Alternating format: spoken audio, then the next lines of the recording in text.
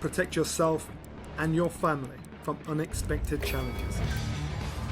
Consider accident-only income protection.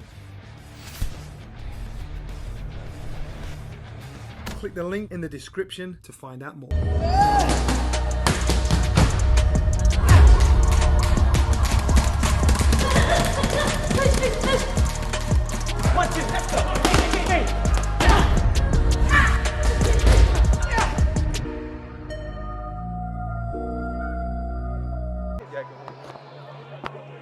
And Ian, just a quick reaction to that, and I think you described it as your best night in boxing. Yeah, I think right up there, you know. I just can't believe the atmosphere, the intensity of the fight, you know, the scenes after, the emotion from Katie and her family and her team. And, you know, much respect to Chantel because she's given us 2 great fights and I think she deserves the 3rd as well. And we'll do everything we can to make that at Croke Park. How did you score the fight?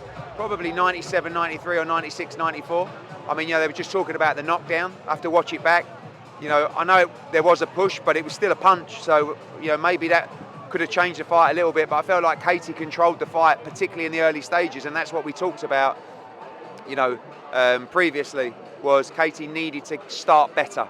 And she would have to hold on at times, which she did quite cleverly at times. But even when she was holding on and she looked tired, she was still winning rounds. And the flurries were important. Of course, the noise that erupts when there is a flurry, but they were flurries that were landed.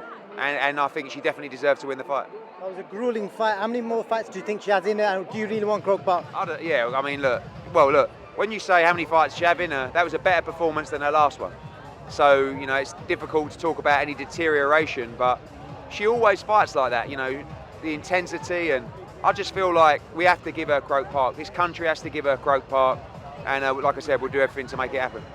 Just Adam Smith's here today. We've seen rumours online that he might be joining the Zone. Can you tell us anything about that? No, not really. I mean, I only met with Adam last week.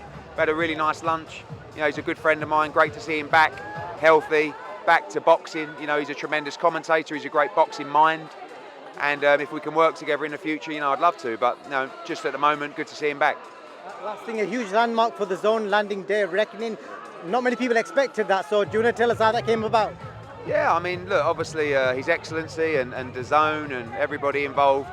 There's a lot of conversations that have been going on, and it was a big moment for Dazn to land the global rights for that fight. Frank Warren tweeted about it. Were you expecting that? How did that come about? Yeah, we're all.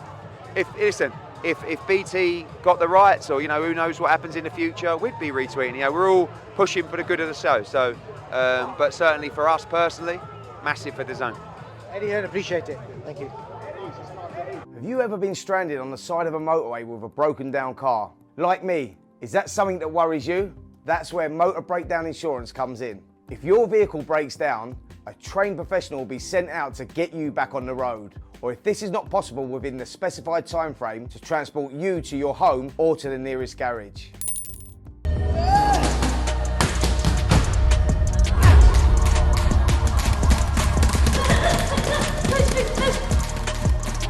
Let's go.